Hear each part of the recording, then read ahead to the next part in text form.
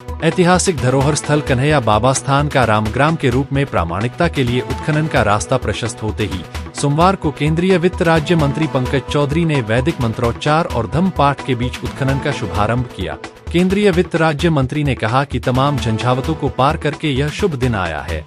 उत्खनन में प्रमाणित होने के बाद इस क्षेत्र का चहुमुखी विकास होगा, टूरिज्म को बढ़ावा मिलेगा। सोगीबरवा वन्यजीव प्रभाग के जंगल में स्थित कन्हैया बाबा स्थान को बुद्ध के 8वें अस्थि स्तूप की मान्यता के परिप्रेक्ष्य में सोमवार को उत्खनन कार्य का शुभारंभ हुआ।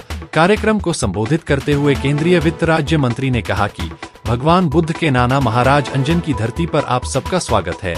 उन्होंने कहा कि हजारों वर्ष पूर्व इसी क्षेत्र से भगवान बुद्ध ने अहिंसा का जो मार्ग दिखाया वो पूरी दुनिया में फैला।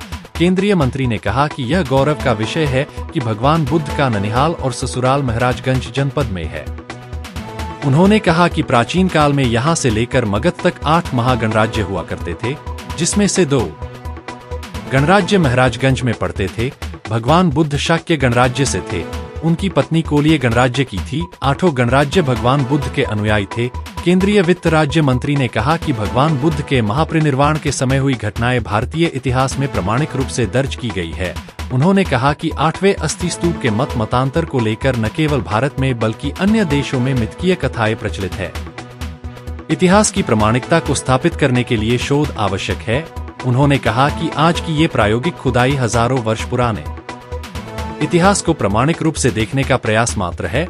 कार्यक्रम को सदर विधायक जयमंगल कन्नौजिया और डॉक्टर परशुराम गुप्ता ने भी संबोधित किया।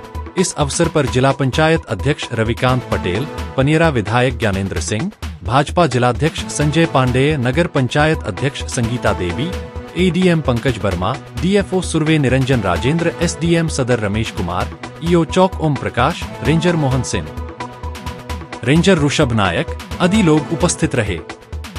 और पार्लियामेंट के बाद पत्र व्यवहार के द्वारा लगा रहा और सफलता प्राप्त हुई कि एसआई द्वारा मान्यता मिला कि उत्खनन होगा और निश्चित तौर से उत्खनन के बाद जो प्रमाणित अगर होगा तो महाराजगंज कहीं ना कहीं विश्व के मानचित्र पर आएगा और हमारे इस जिले में कहीं ना कहीं विकास और टूरिज्म का एक भाव बढ़ेगा, जिससे हमारे नौजवानों को रोजगार मिलेगा।